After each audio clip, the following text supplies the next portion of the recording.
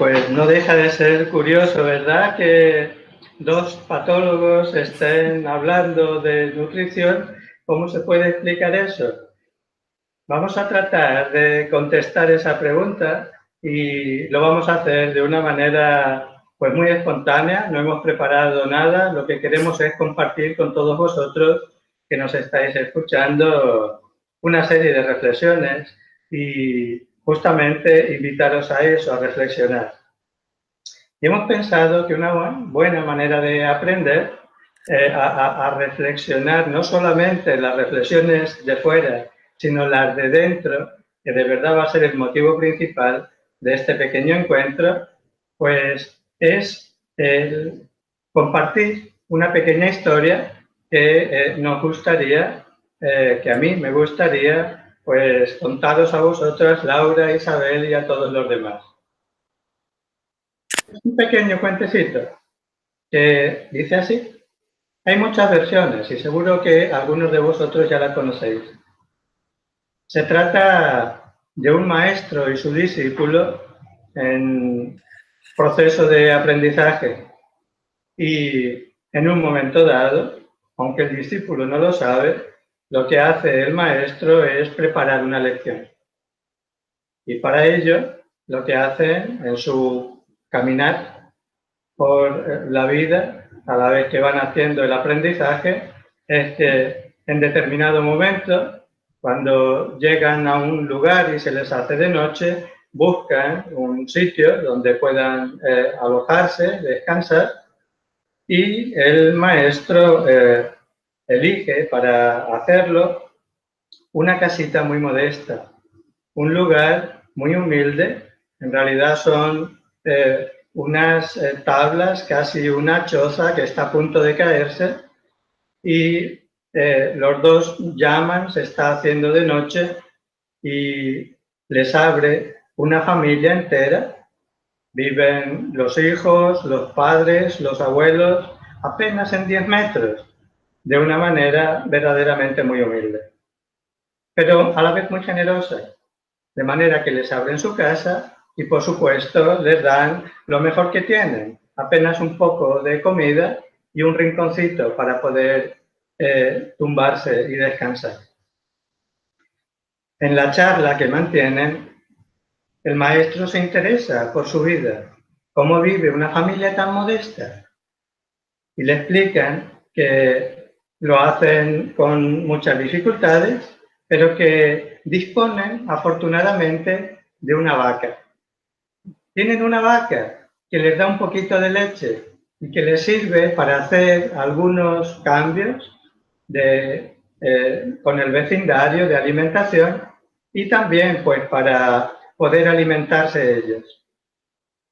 Bueno, se van todos a descansar y por la mañana, muy temprano, el maestro y el discípulo se levantan para continuar su camino.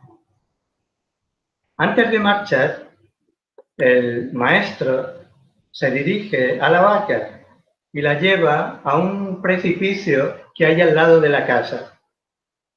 Y mientras que el discípulo no daba crédito, el maestro empuja a la vaca, que cae por el precipicio y se despeña. Como os podéis imaginar, este fue un shock muy grande para el discípulo, que de hecho hizo que al poco tiempo dejara a su maestro. Pero pasaron los años y el discípulo, que había quedado de verdad muy impresionado y con una gran sensación de culpa, una vez volvió a buscar otra vez el lugar donde estaba la casa con la intención de dar sus disculpas y de ayudar en lo que pudiera a aquella familia. Cuando llegó al lugar, buscó aquella choza y no la encontraba. Había una casa muy grande y muy bonita, no podía ser. ¿Dónde estaba? Se dirigió a ella, llamó y preguntó que dónde estaba aquella choza. Reconoció a la familia, fue quien le abrió la puerta. Eran aquellas personas que le habían atendido y se interesó por su vida. ¿Cómo les había ido? Le contaron que una vez eran una familia muy humilde y que tenían una vaca de la que se alimentaban y con la que vivían. Pero ocurrió una gran desgracia y es que la vaca tropezó y cayó por el precipicio. Como se vieron sin la vaca, al principio tuvieron como una gran tragedia, así lo vivieron, pero tuvieron que espabilar. Y lo que hicieron es que limpiaron un trozo de terreno que había detrás de la casita, allí plantaron con unas cuantas semillas, unas verduras y unas legumbres y las llevaron al mercado para poder venderlas. Poco a poco fueron consiguiendo un poco de dinero con aquello que iban sacando de su pequeño negocio y ahora ya tenían una tienda en el mercado que les había permitido tener unos trajes como los que ahora tenían y no los harapos con los que vivían y una casita muy bonita que es la que ahora podía ver el discípulo. A mí me gustaría, Isabel, que pudiéramos identificar dentro del tema de la nutrición cuáles son las vacas que tenemos en este momento, cuáles son aquellas cadenas que nos están anclando a la hora de desarrollar formas nuevas de entender no solo la nutrición, sino también la salud y la enfermedad y quizás yendo todavía un poco más allá, pues la evolución misma del ser humano. ¿Qué vacas tenemos?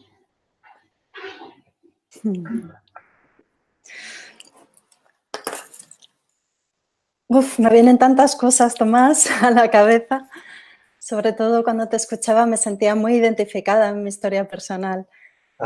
Por como un crack, una aparente desgracia, ¿no? Un incidente imprevisto que te rompe los esquemas y que tira por el precipicio aquello en lo que tú te estabas apoyando, sosteniendo tu hacer con la convicción de que eso era lo mejor, te hace pasar una crisis personal importante, quizá quedarte paralizado un determinado tiempo y después resurgir, crear, atreverte a salir de la famosa zona de confort.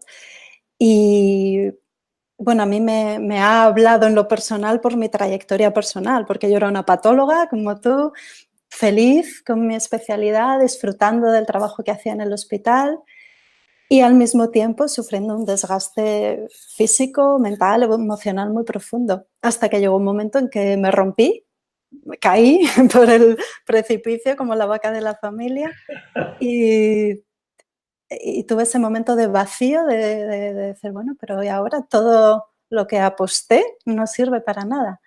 Y pasada esa fase empezar a abrir los ojos, a buscar otros recursos, que en mi caso fue buscar una solución en la alimentación para ganar energía, salud, bienestar a un nivel también más profundo, ¿no? Emocional, social. Y cómo de ahí surgió mi puestecillo en el mercado, mi huertito, porque surgió toda una manera nueva de comprender la medicina y de llevarlo al mundo real, al mío, para ayudarme a mí y luego ir empezando pues, a ayudar a otras personas ya como médico. Creo que las vacas, en el tema de la nutrición, son la base de la famosa pirámide de la nutrición que hemos arrastrado durante tantos años.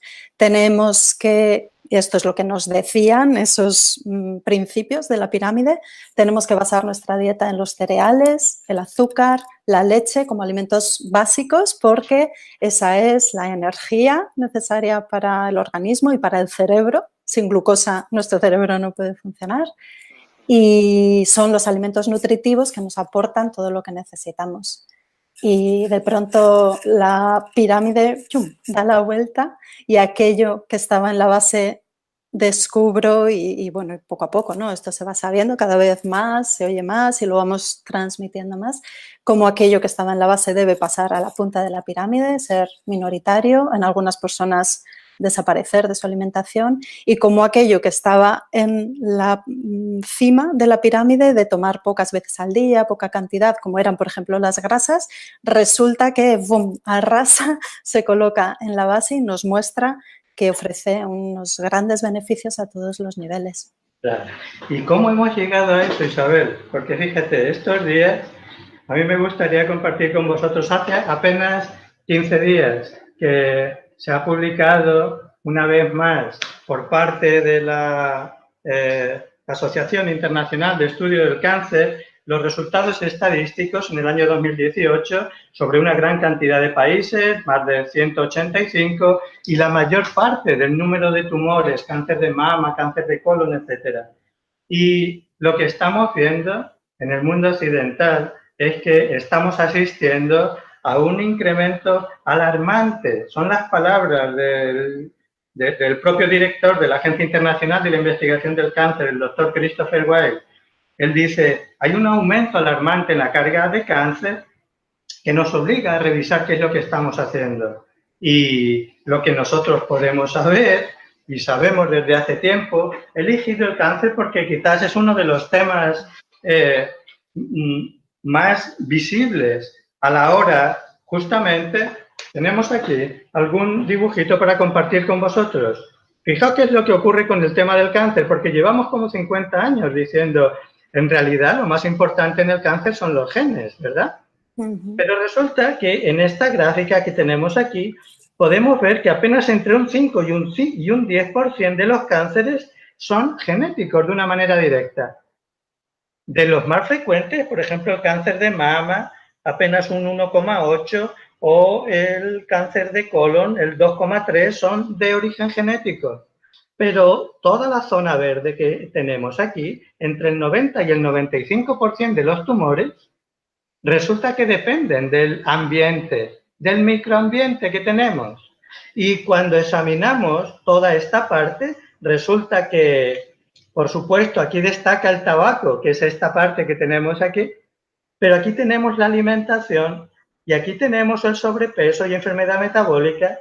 Resulta que entre alimentación, sobrepeso, inflamación crónica, resulta que tenemos la mayor parte de estímulo que está en relación directa con la cantidad de cáncer que tenemos.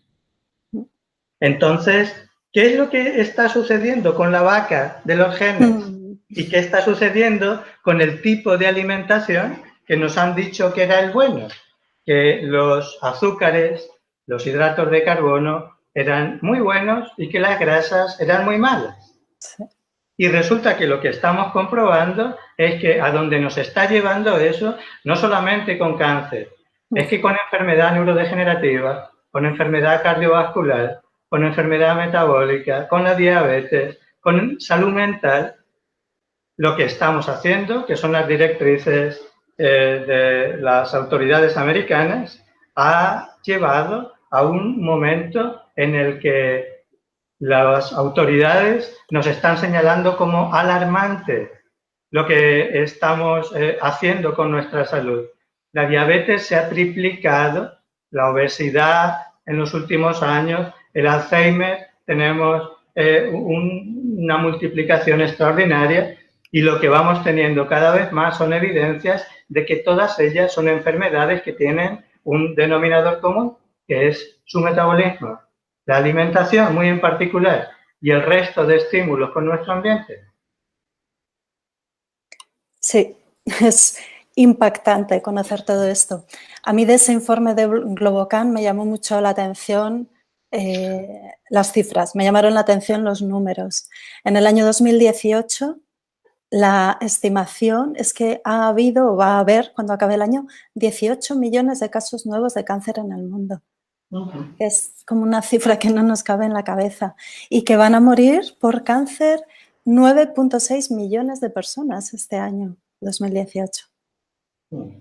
Es cierto que el cáncer es una enfermedad muy compleja y fíjate, llevamos los médicos y científicos intentando desentrañar los mecanismos del cáncer pues desde hace decenios. Y bueno, los primeros datos de cáncer al parecer se recogieron en un papiro egipcio del 2500 a.C. Llevamos muchos años intentando combatir el cáncer. Por fin parece que la clave está no tanto en combatir, sino en comprender el cáncer. Y quizá aquí, en el trastorno metabólico, en la matriz extracelular, en el ambiente, en el sistema inmune, porque también se han elevado a cifras exponenciales las enfermedades autoinmunes y tienen mucho que ver con la alimentación y los hábitos de vida. El ejercicio físico, el estar al aire libre, que nos dé el sol, pues todo el espectro, ¿no? de la salud integral. ¿Y cómo hemos llegado hasta aquí, Isabel? ¿Cuáles son las vacas? ¿Por qué los hidratos de carbono? ¿Por qué los azúcares? Sí. Las informaciones que tenemos dice que un adulto medio occidental ingiere unos 70 kilos de azúcar al año. Sí. Y que un niño, cualquier niño, un niño medio estadounidense, come más azúcar en un día que todo lo que podía comer en 2 años uno de sus antepasados. Mirad, aquí tenemos una gráfica que me gustaría de nuevo compartir con vosotros, que es cómo ha evolucionado la cantidad de azúcar que tomamos desde el principio de 1800, 1830. Aquí hay 2 picos que están marcados por la Primera Guerra Mundial y la Segunda Guerra, que empezaron a bajar, pero después volvió otra vez a subir. Y en este tiempo, en poco más de un siglo, hemos pasado de que los azúcares fueran un elemento en la alimentación absolutamente excepcional a estar tomando 70, 80 o 90 kilos de azúcares al año. ¿Cómo hemos llegado hasta ahí? Pues mira, detrás de esto hay una campaña excelente de marketing cuya excelencia podemos comprobar todos porque estamos viviendo esto. En la historia del azúcar hay momentos muy interesantes, es bonito conocerla. Y el gran impulsor del consumo de azúcar fue Napoleón. Y bueno, descubrió que el azúcar era un recurso económico muy potente y que además se podía producir de forma barata en Europa sin tener que importar la caña azucarera. Entonces, bueno, se empezó a utilizar la remolacha azucarera, se empezó a purificar el azúcar y al final pues a producir ese polvo blanco tan bonito y que endulza tanto y que roba de nuestro organismo vitaminas y minerales para poder ser metabolizado o compensado sus efectos, como puede ser la acidificación del medio interno. Posteriormente, con los años y los siglos, hubo un gran impulso para el consumo de azúcar desde el lobby azucarero y hay que reconocer el mérito, porque no ir contra ellos, sino reconocer pues, que fueron muy listos. Y, entre otros argumentos, utilizaron la máxima de Claude Bernard de que la glucosa era el sustrato energético esencial para el organismo. Había que ponerlo en su contexto, pero el lobby azucarero lo captó como frase, eslogan, y claro, ahí no había argumento posible porque lo decía un científico, porque era la base de nuestro funcionamiento vital. Pero ¿qué ocurre? Que también ha habido otros científicos que han dicho cosas muy interesantes respecto al azúcar. Y aquí tenemos al gran Otto Warburg, pues hace ya un siglo. En los principios del siglo XX demostró con sus investigaciones que el azúcar es el sustrato del cáncer, es el sustrato del crecimiento celular, de la proliferación, que cuando una célula recibe azúcar se ve favorecida para proliferar y además para poder transformarse e invadir otros tejidos, es decir, el sustrato del cáncer. ¿Qué ha pasado por el camino? Porque toda esta información se ha obviado durante mucho tiempo. Ahora se está retomando, sigue habiendo investigaciones muy interesantes, tomando como base el llamado efecto Warburg, que es este mecanismo fisiológico. Y se está haciendo toda una investigación muy interesante en este sentido. Pero supongo que, bueno, tenemos que asumir que el mundo en el que vivimos se mueve por intereses económicos. Claro. Y, bueno, eso es un obstáculo difícil a veces. ¿Y tirar la vaca por el precipicio? Claro. Algunos de vosotros que nos estáis escuchando podéis estar pensando ahora, pero ¿no íbamos a hablar de dieta cetogénica? Es que es justamente lo que estamos haciendo, porque muchos de vosotros y muchos de nosotros, todos aquellos que hemos empleado tiempo y esfuerzo en recibir información, en hacer estudios, en conocer el metabolismo del organismo humano, en saber cuáles son las respuestas a la salud y a la enfermedad de determinados alimentos, lo primero que tenemos que hacer es tirar la vaca por el precipicio. Porque lo que ha resultado, y eso está bien acreditado, es que lo que hemos recibido es información falsa. Hoy lo podemos afirmar así porque está bien documentado y hay una serie de estudios que han sido capaces de demostrar cómo la industria azucarera ha emitido una serie de estudios científicos con un sesgo de puro interés comercial. De manera que solo a título anecdótico casi, hay un trabajo reciente que es muy conocido en el año 2016, un metaanálisis que estudió 60 estudios serios, importantes, de cuál era el efecto que los azúcares tienen en la salud. De ellos, 26 de los estudios no encontraron vínculo entre los azúcares y la salud. Curiosamente, los 26 estaban financiados por la industria azucarera. Hasta 60, los otros 34 sí encontraron una relación directa entre el efecto de los azúcares y la enfermedad metabólica, neurodegenerativa, el cáncer, la inflamación, el metabolismo, etc.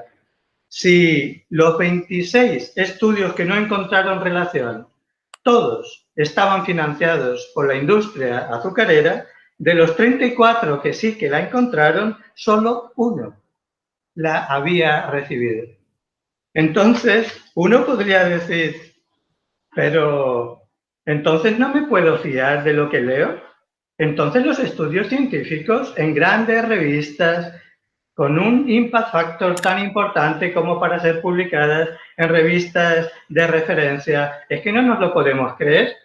Pues, de nuevo, lo siento, pero la vaca nos está encadenando, porque quiero compartir con vosotros, solo a título, únicamente para dar algunas pistas. Yo sé que muchos de vosotros ya las tenéis, pero también sé que vivimos en un momento de cambio de paradigma. De hecho, muy recientemente, las autoridades americanas, por primera vez, han revisado su pirámide nutricional y están empezando a introducir algunos cambios que rompen con la dinámica que hemos mantenido hasta ahora. En este sentido, un investigador de mucho prestigio, el doctor Joan Ioannidis, hace apenas unos meses publicó en una revista muy importante, el Journal of the American Medical Association, el JAMA, que cuando de lo que se trata es de estudiar la epidemiología de la nutrición, las publicaciones, las afirmaciones en esta ciencia apenas son creíbles. Según él, que ha hecho un estudio con mucho detalle, entre el 0 y el 20% de los casos, los estudios son fiables. De manera que, como mínimo, un 80% de lo publicado, de lo que nos hemos estudiado la mayoría de nosotros, de lo que os han enseñado a muchos de nosotros, nutricionistas en la facultad, etcétera, las personas que os habéis formado, ya sea por vuestra cuenta o ya sea a través de cauces oficiales, más del 80% de la información que hemos recibido era falsa. Lo cual nos tiene que hacer reflexionar y recapacitar sobre cuáles son de verdad las capacidades que el ser humano, que el organismo tiene. Y quizás este sea un buen momento para replantearnos lo que hemos venido haciendo hasta ahora.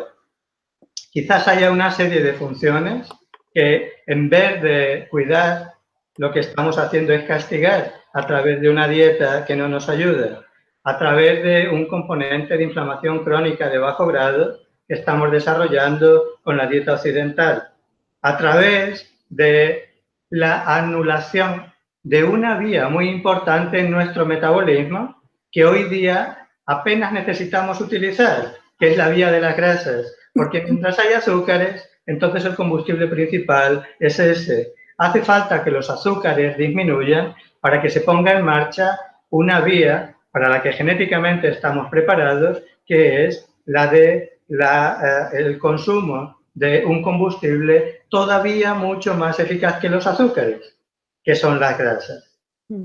Es así, ¿sabes? Exacto. Me encanta que digas esta frase, ¿no? Castigamos las capacidades de nuestro organismo porque tenemos tanto potencial y esto es algo que muestra el hacer una dieta alta en grasas, como puede ser una dieta cetogénica, que es una dieta alta en grasas saludables. Yo creo que esta puntualización hay que hacerla porque no vale tomar bollería industrial, grasas trans, aceites destilados, ¿no? Que han perdido sus propiedades. No, se trata de incluir una mayor proporción de grasas en la dieta, pues del tipo del aguacate, el aceite de coco, los frutos secos, las semillas, y reducir considerablemente la ingesta de carbohidratos. Y sobre todo, y esto es un tema, bueno, del que hablaremos en el curso que vamos a hacer y que tú diriges de salud integral, lo hablaremos con más detalle porque es algo que ya hemos comentado en alguna conversación nuestra de patólogos, cómo la caja de carbohidratos tiene distintos apartados, entonces puede llevar a confusión cuando hablamos de carbohidratos. En una dieta cetogénica deberíamos especificar que se trata de almidones, de los azúcares, porque claro que se pueden tomar carbohidratos, las hortalizas, ciertas verduras, esos son carbohidratos saludables que deben además estar incluidos en una dieta de este tipo y cuyas cantidades pues no se ven muy restringidas porque como aportan pocos almidones no interfieren con esa otra ruta metabólica de los cuerpos cetónicos, que es este otro combustible maravilloso que está cobrando tanta relevancia que se habla de él como el cuarto macronutriente. Los hidratos de carbono, las grasas, las proteínas y el cuarto actualmente que se está proponiendo que son los cuerpos cetónicos. Los cuerpos cetónicos son sustancias químicas que genera el hígado cuando metaboliza las grasas. Estos cuerpos cetónicos tienen pues una propiedad maravillosa que es que pueden entrar fácilmente al resto de las células de todo el organismo, incluido el cerebro, porque atraviesan barrera hematoencefálica. Entonces vamos a dejar ya de apoyar el eslogan de que la glucosa es el combustible del cerebro y que si no tomo azúcar no puedo pensar. Eso está equivocado, tirémonos por el precipicio con la vaca y con todo porque hay que hacer cambios estructurales de base del conocimiento y potenciar toda esta ruta metabólica que está en nosotros desde que empezamos a desarrollarnos y que fue lo que nos permitió medrar y evolucionar, porque efectivamente, en la época del Paleolítico, de las cavernas, no teníamos azúcar a diario, no comíamos, por supuesto, 5 veces al día, no teníamos acceso al alimento con la facilidad con la que lo tenemos ahora y mucho menos a los azúcares y a los almidones. Eran productos de lujo. Pudimos sobrevivir a base de tolerar el ayuno y desarrollamos todo un sistema metabólico, una ruta metabólica de adaptación al ayuno muy interesante que enlaza directamente con la dieta cetogénica porque consistía en poder utilizar nuestras reservas de grasa una vez que las de glucógeno se hubieran acabado. Estas reservas de grasa permitían obtener estos cuerpos cetónicos que servían de combustible eficiente y genial para el organismo y para nuestra función cerebral. Claro, nuestro organismo está preparado para eso, pero es una capacidad que no estamos utilizando. Claro. Estamos en un momento en el que a través de un modelo de salud que está muy medicalizado, con una gran tecnología y con un gran cientificismo, que por un lado nos ofrece una serie de ventajas desde el punto de vista del diagnóstico, en enfermedad aguda, en cirugía, en estudios desde el punto de vista de la fisiología, etcétera, pero por otra parte resultan completamente, quizás sea excesivo decir completamente inútiles, pero A veces hay un efecto que no sería el esperado cuando todas estas conocimientos y técnicas se aplican a la enfermedad de la civilización, a la enfermedad neurodegenerativa, al cáncer, al metabolismo, etcétera, etcétera. Necesitamos rescatar esas funciones, esas capacidades que nuestro organismo tiene y que no estamos sabiendo aprovechar. Y vivimos quizás un momento de cambio con una gran diversidad, con una gran multidiversidad, en donde por primera vez quizás podemos empezar a tener conciencia, autoconciencia, de todas esas cosas que forman parte de nosotros y que no estamos utilizando.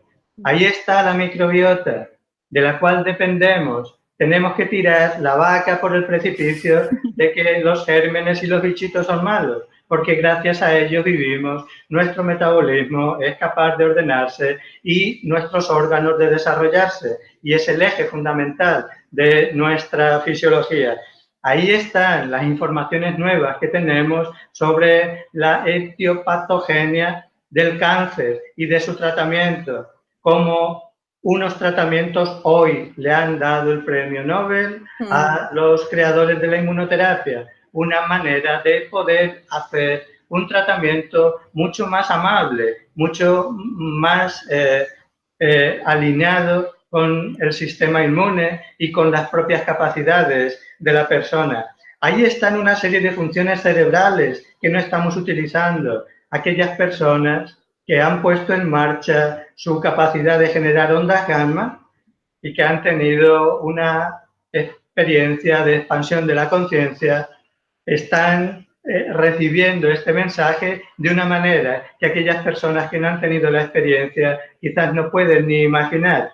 Ahí está esta capacidad metabólica de nuestro organismo de, en vez de funcionar a expensas de los azúcares de una manera continuada, generar una situación en la que el metabolismo, la cantidad de energía, la actividad a nivel cerebral, la manera de prevenir enfermedades, etcétera, a través de la propia capacidad del organismo, es un terreno por explorar, es una capacidad que llevamos dentro y que, sin embargo, no hemos sido capaces de poner en marcha hasta ahora. Sí.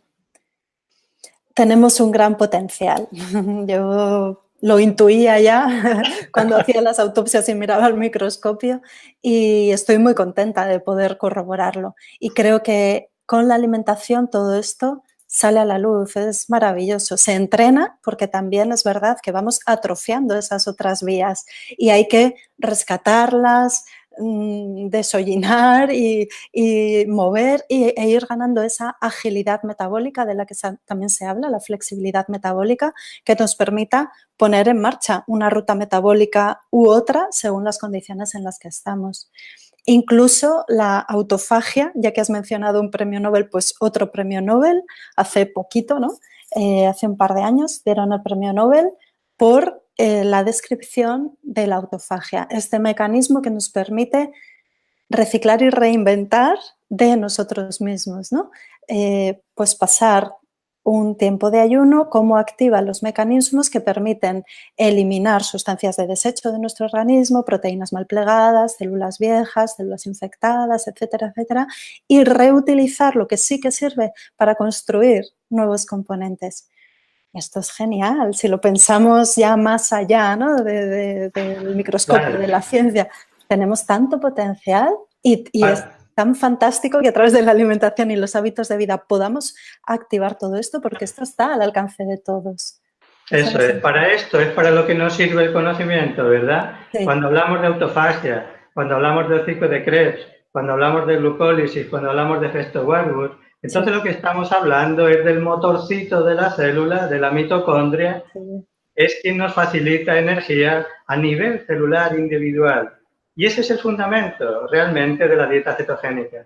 Cuando hablamos de dieta cetogénica, verdaderamente no solamente estamos hablando de una dieta, entre comillas, no estamos hablando únicamente de un cambio de alimentación, sino que lo que estamos haciendo es utilizar un enfoque de tipo energético, un enfoque desde el ámbito de la medicina energética que considera a la mitocondria y probablemente la dieta cetogénica es uno de los elementos principales de un tipo de terapia metabólica mitocondrial, en donde los alimentos lo que constituyen es uno de los pilares de este enfoque, pero ahí están todos aquellos otros que son capaces de incidir sobre el motor que supone la mitocondria. Ahí está el ejercicio que pone en marcha este motor y su importancia. Ahí están los ayunos o los semiayunos que permiten que el motor descanse o que se active. Ahí está la suplementación. Ahí están los triglicéridos de cadena media que facilitan la entrada en la vía de las grasas y del uso de cuerpos cetónicos. Ahí está la capacidad que podamos tener para, con el tratamiento del estrés y con un tipo de vida más sosegado y con un poco más de conciencia, estemos utilizando nuestras propias capacidades a favor del ser humano y no únicamente como una manera de prevenir, por importante que sea, una enfermedad. Entonces, de lo que estamos hablando cuando hablamos de dieta cetogénica, todas esas cosas que vamos a desarrollar en nuestro curso de salud integral, de tu mano, Isabel, y de todas aquellas otras personas que hablen de lo que hablen, podrían hablar de enfermedad cardiovascular y estaríamos hablando de metabolismo, de inflamación, de mitocondria, podríamos hablar de cáncer o de Alzheimer o de Parkinson, podríamos hablar de autismo o podríamos hablar de diabetes y seguimos hablando de cuáles son las aplicaciones clínicas de aquellas capacidades que están ahí dormidas y esperando a ser puestas en marcha, ¿verdad? Sí. Mira, para mí algo que es muy importante, y creo que también es tirar la vaca por el precipicio, es llevar el conocimiento a la vida real. Y es esto, ¿no? Es que es la alimentación, y lo repito, pero creo que es muy importante, es lo que podemos hacer cada uno de nosotros en nuestro día a día, cada vez que nos sentamos a la mesa o vamos al supermercado, es el ejercicio físico, el ayunar o hacer un ayunito corto, el descanso, el estar al aire libre, el movernos aunque no hagamos deporte, pero es todo el conjunto apoyado en los conocimientos que tenemos, que hay que filtrar porque ahora sabemos que hay muchos sesgos, llevado a la vida real para ayudar a la persona y no solo eso, a la enfermedad, sino a la persona en todo su conjunto. Entonces también yo creo que eso es otro lanzamiento de la vaca que vuelve a caer para darnos cuenta, ¿no? Y esto para mí ha sido muy importante, de que hay una medicina real, hay una ciencia que es real en el sentido de integrarlo en la vida, en cada uno de nosotros. Muy bien. Ahora ya podemos explicar qué hacen dos patólogos hablando de nutrición. Porque cuando hablamos de nutrición, hablamos de salud, incluso más que de enfermedad. Cuando hablamos de nutrición, estamos hablando de metabolismo, y estamos hablando de mitocondria, y estamos hablando de autofagia y de inflamación. Y cuando hablamos de todo eso, estamos hablando de los mecanismos fisiopatológicos de la enfermedad degenerativa, del cáncer o de salud mental. Y cuando hablamos de todo eso, necesitamos también, desde un punto de vista de compromiso, con un enfoque de salud integral, que es lo que también queremos compartir con vosotros a través de esta invitación que llevamos haciendo desde hace unos años, que es un curso de salud integral donde justamente lo que estamos haciendo es profundizar en este ámbito. El poder incorporar desde un punto de vista para los profesionales sanitarios y para la población, sencillamente una manera diferente de hacer que esté basada no en las vacas que nos han vendido, no en aquellas que nos anclan, no en aquellas que nos encadenan, sino probablemente tampoco lo que nosotros estamos comentando en este momento sea la verdad. Seguro que hay mucho más por descubrir, pero necesitamos como mínimo identificar nuestra propia ignorancia si lo que de verdad queremos es avanzar. A mí me gustaría acabar con otra pequeña historia, con otro pequeño cuentecito, antes de las preguntas, si las hay por ahí. Y es que volvemos otra vez a el maestro y el discípulo con el que iniciamos esta pequeña conversación. Era otra ocasión, era verano, hacía un calor insoportable. Iban caminando y en un momento dado el maestro, ya mayor, paró para hacer un descanso debajo de una sombra. Hacía como una hora o más que habían pasado un arroyo y el maestro le pidió a su discípulo que por favor cogiera su cuenco y le trajera un poco de agua.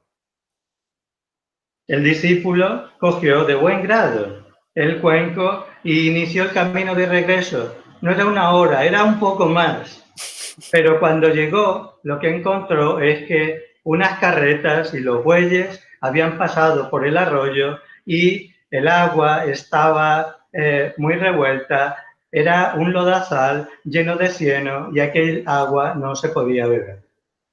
Así es que regresó de nuevo y le dijo al maestro lo que había sucedido. El maestro insistió y le dijo al discípulo, regresa y tráeme el agua que te he pedido de ese arroyo. Esta vez al discípulo le costó un poquito más y le dijo, maestro, creo que un poco más adelante, 4 o 5 kilómetros más allá, hay un río muy amplio y allí podríamos beber. Y el maestro le dijo, regresa y tráeme el agua que te pido. Cuando llegues allí, cuando llegues a la orilla del arroyo, no tienes que hacer nada.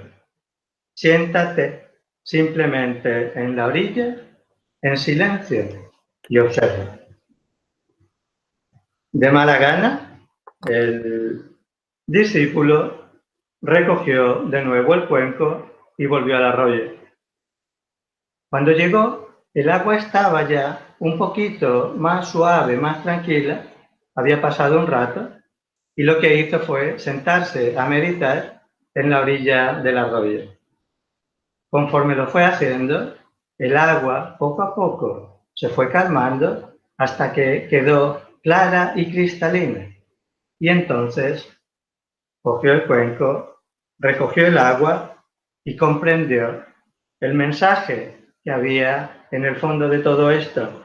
Quizás en este momento en el que nosotros estamos, las aguas están muy revueltas. Hay informaciones de todos los tipos.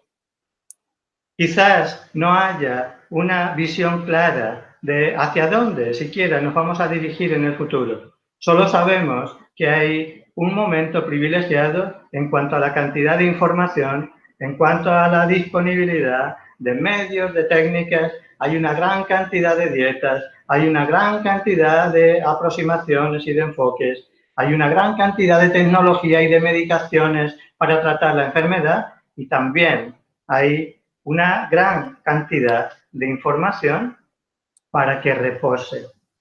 Quizás esa pueda ser la invitación que os hacemos a todos, que incluyáis vuestra propia reflexión tranquila, desde la orilla. A veces no hace falta hacer nada, porque cuanto más buscamos y más trabajos científicos leemos, resulta que más nos engañamos y más perdidos estamos. Quizás una buena manera sea observarnos, que cada uno observe su vida, su fisiología, su alimentación, su mente, que vea qué es lo que le sienta bien y qué es lo que no. Que se ayude cuando lo considere oportuno de aquellas cosas que así le resuenen en el momento de la vida en que se encuentre y también alineado con su tipo de conocimiento y con su formación. Y quizás eso pueda permitir que las aguas se vayan aclarando, que vayan estando un poquito más claras y que podamos ver un poco a su través. Nosotros queremos poner nuestro granito de arena a través del curso de salud integral que llevamos ya unos cuantos años proponiendo. No nos está resultando fácil porque es nadar un poco contracorriente. Hay muchas carretas que pasan y muchos bueyes. Pero así y todo, queremos mantener esta invitación y esta propuesta y todos aquellos que podáis estar interesados en este enfoque, podéis recoger la información que vais a recibir a través de un enlace, o no sé muy bien cómo será, pero para aquellos que tengáis interés vais a poder observar cuál es el enfoque y la propuesta que os hacemos llegar. Espero que os resulte útil y en cualquier caso aquí estamos para tratar de añadir, no sé si un poco más de revuelo o un poco más sencillamente de invitación al reposo, a la calma y sobre todo pues a compartir y ser capaces de entre todos avanzar un poco en este momento tan revuelto en que nos encontramos.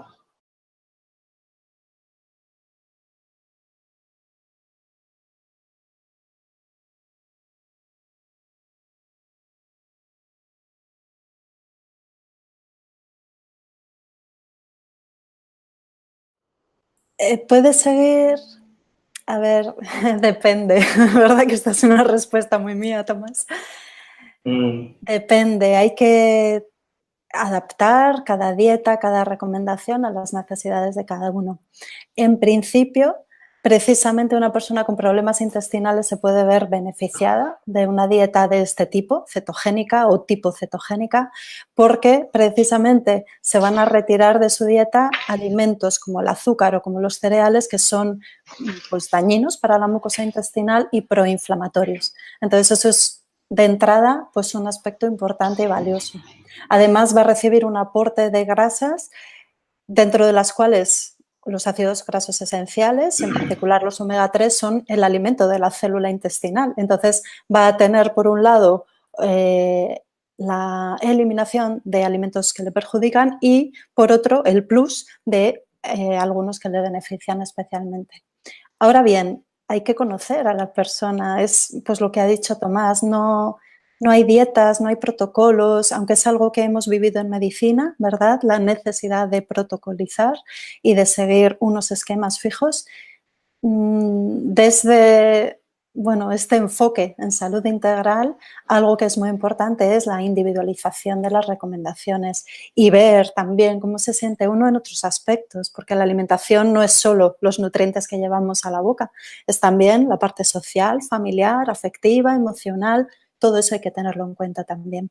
Con respecto a las hemorroides, hago un apunte un poquito más técnico o médico, y es que las hemorroides suelen estar asociadas con un estado de sobrecarga hepática o de una cierta debilidad a nivel del hígado. Y una dieta alta en grasas llevada durante mucho tiempo puede producir una cierta sobrecarga en el hígado porque es el gran metabolizador de las grasas.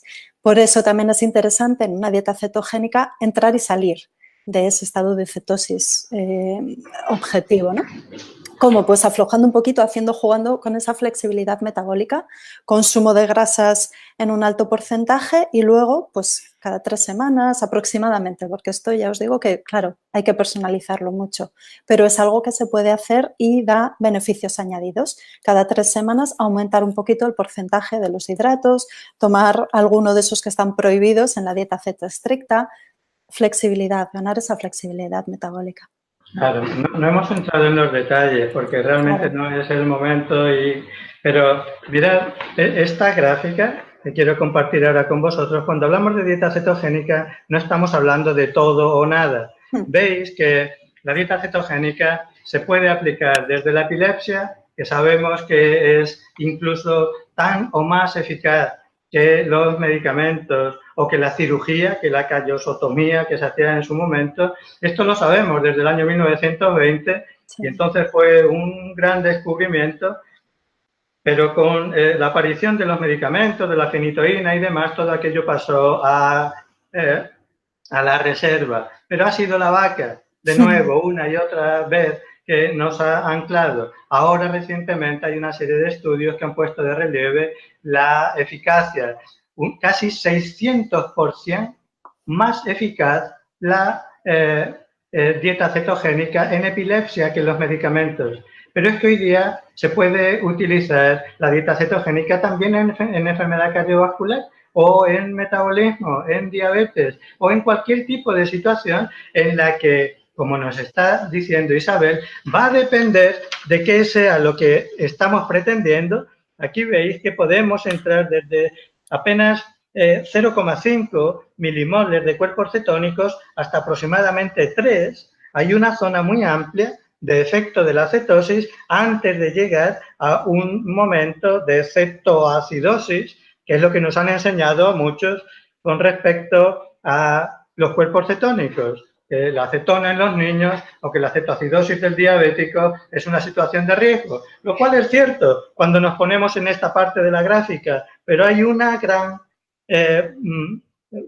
gran campo de aplicación de cetosis óptima y no va a ser igual para alguien que tenga probablemente una persona joven con un problema intestinal leve y unas hemorroides que una persona con un sobrepeso muy importante o una obesidad mórbida con una enfermedad metabólica que le está produciendo una gran cantidad de problemas o cualquier otro tipo de situación.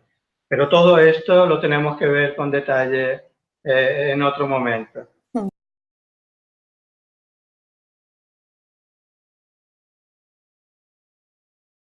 Es decir, todo esto forma parte de los detalles que un profesional sanitario que recomiende la dieta tiene que conocer. Como cualquier cosa, no hay una aplicación mágica o milagrosa de este tipo de dieta. Hay que tener en cuenta que hay que individualizarla. Si cualquier tipo de tratamiento integral debe ser individualizado para la persona, con una dieta cetogénica más todavía. Así es que hay que hacerlo bajo la supervisión de un profesional que sepa qué es lo que está haciendo. Hay que acompañar con una información desde el punto de vista analítico de cómo está la persona. Hay que controlar en el tiempo cómo se está evolucionando y saber que hay una serie de elementos, va a haber un déficit de selenio, etcétera, tal, que es preciso incorporar dentro de la dieta cetogénica. Así es que hay algunas personas, muy pocas, y desde luego no es lo recomendable, que mantienen de una manera indefinida la dieta cetogénica, pero la dieta cetogénica no está pensada en este momento para eso. Una vez más, desde el punto de vista de nuestra fisiología y de nuestra genética, disponemos de dos vías metabólicas, la de los azúcares y la de las grasas. Si hiciéramos lo mismo que estamos haciendo con la vaca de los azúcares, con la vaca de las grasas, y nos viniéramos a este otro extremo, de nuevo volveríamos a quedar atrapados. Así es que una y otra vez el camino del medio, el punto de equilibrio, tratar de encontrar esa manera de ponernos fácil y de no complicarnos la vida.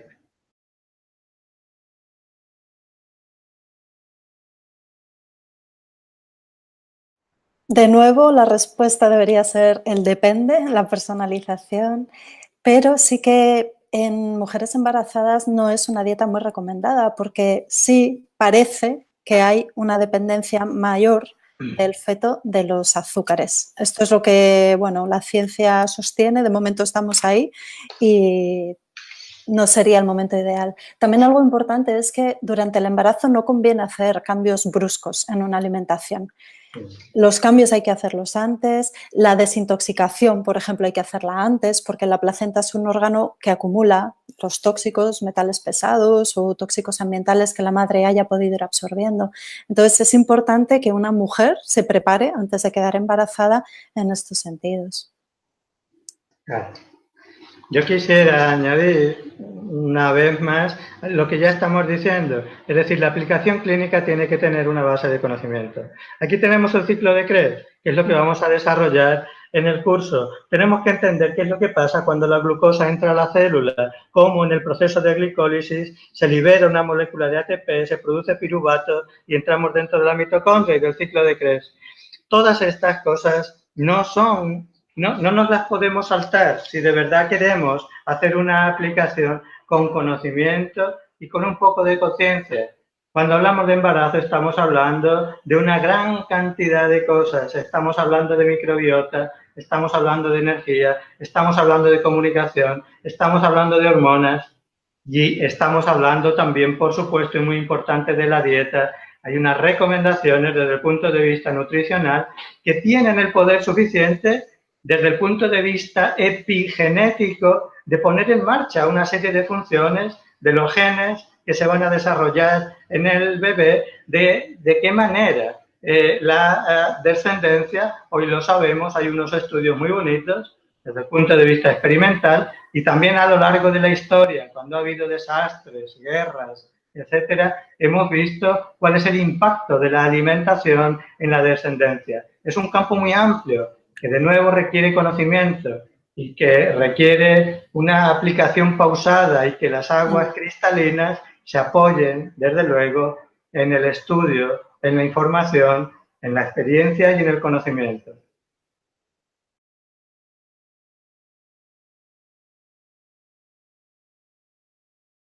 Bueno, una dieta cetogénica se puede adaptar bien a una dieta vegetariana. Lo mismo, como siempre, hay que cuidar todos los matices, ¿no? Una dieta vegetariana per se en sí mismo no significa que sea buena. Si una persona vegetariana se alimenta a base de azúcar y azúcares y harinas refinadas y fomenta toda esa cascada de inflamación, de sobrecarga del páncreas con agotamiento de la insulina, resistencia a la insulina, diabetes, pues no está haciendo una dieta sana. Entonces partimos de la base de que hace una dieta vegetariana, sana, equilibrada, con alimentos de buena calidad. Pues en su caso, como en otros, para una dieta cetogénica habría que ampliar el porcentaje de grasas.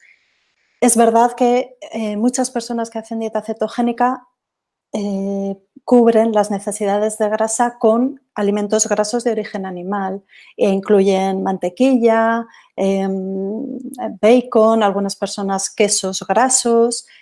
Son alimentos que proceden de los animales, por tanto una persona vegetariana no lo va a hacer, pero puede suplirlo con otras grasas. Grasas vegetales, pues el aguacate, los frutos secos, las semillas, el aceite de coco es uno de los ingredientes estrella, si no el central de una dieta cetogénica. Y algo también importante que antes quería haber apuntado es el aceite de coco MCT, el MCT oil. Es una parte en particular del aceite de coco, es una porción que se llama así porque son los triglicéridos de cadena media. Se ha visto que una dieta cetogénica que incluye aceite MCT permite mayor flexibilidad, permite un porcentaje más alto de carbohidratos sin salir de esa zona amarillo-verde que mostraba antes Tomás. Entonces, esto puede ser muy interesante en personas vegetarianas que, por ejemplo, van a cubrir sus necesidades de proteínas con legumbre, que la legumbre es uno de los alimentos poco recomendados en una dieta cetogénica por su alta carga en almidones, pues pueden poner un plus de grasa y de grasa que fomente esa ruta metabólica de los cuerpos cetónicos, aumentando la cantidad de aceite de coco y específicamente del aceite MCT.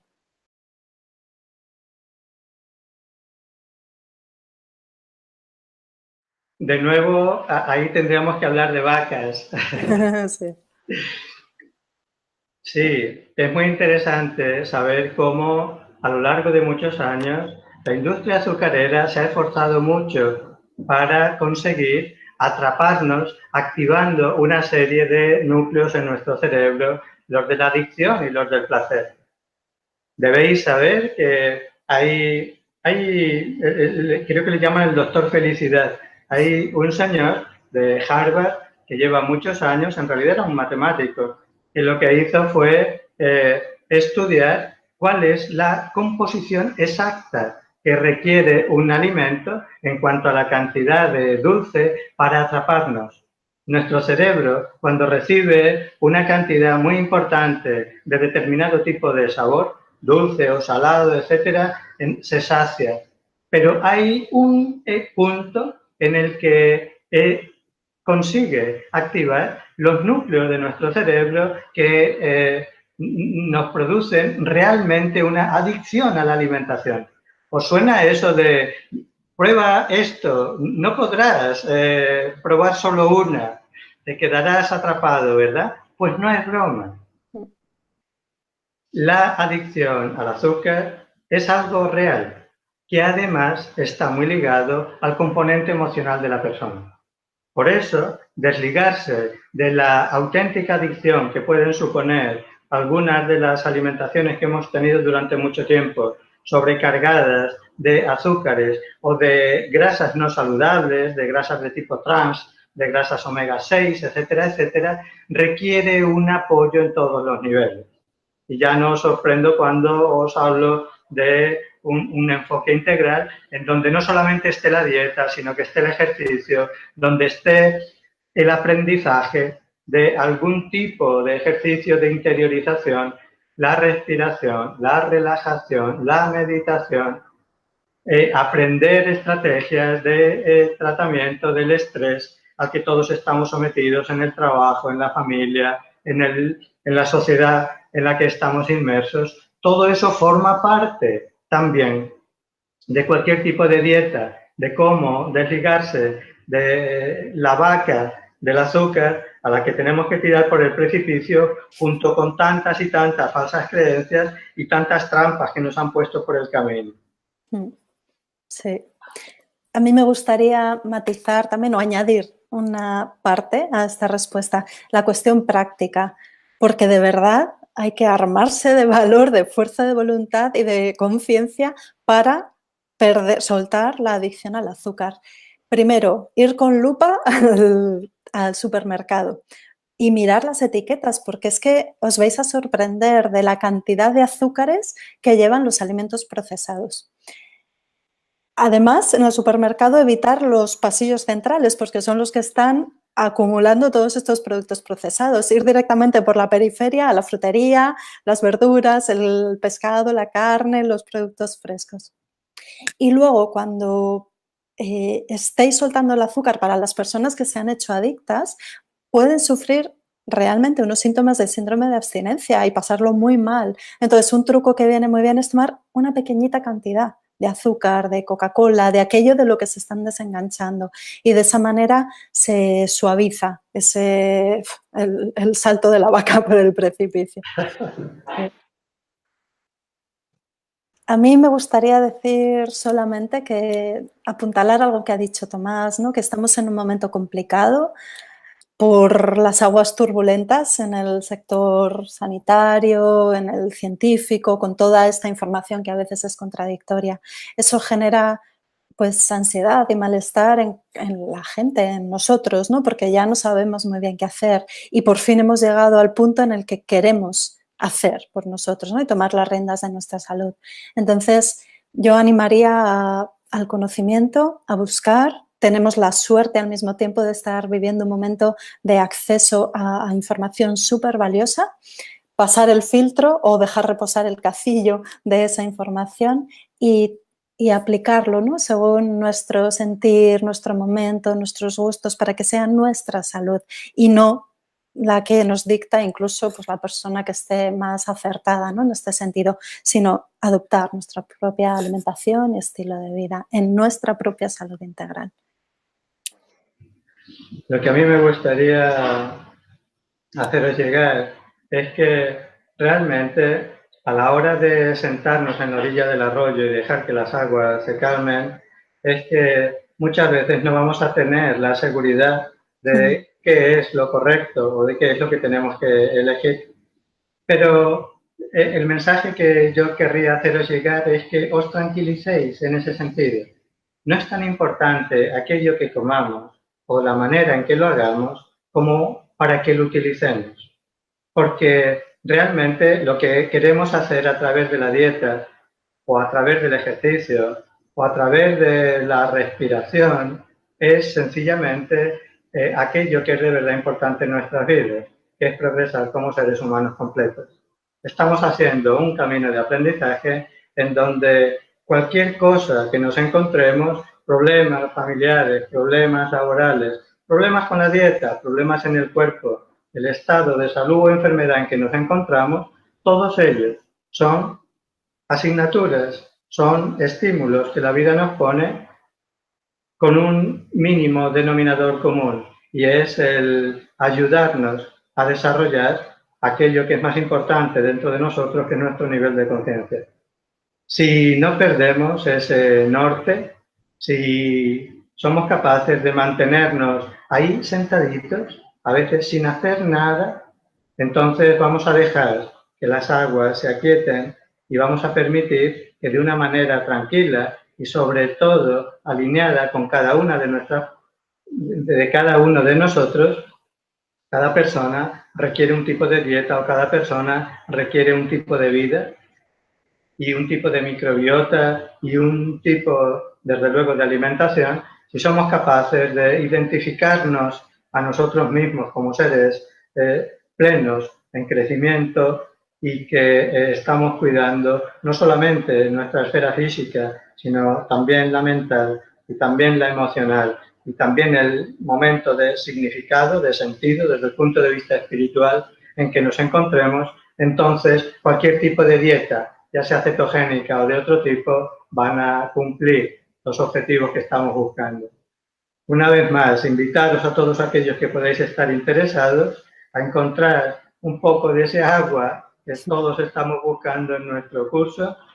Recibiréis la información a través de Laura, que os la hará llegar, y daros las gracias por haber compartido este rato. A ti, Isabel, muy en particular, y a todos los demás. Un abrazo.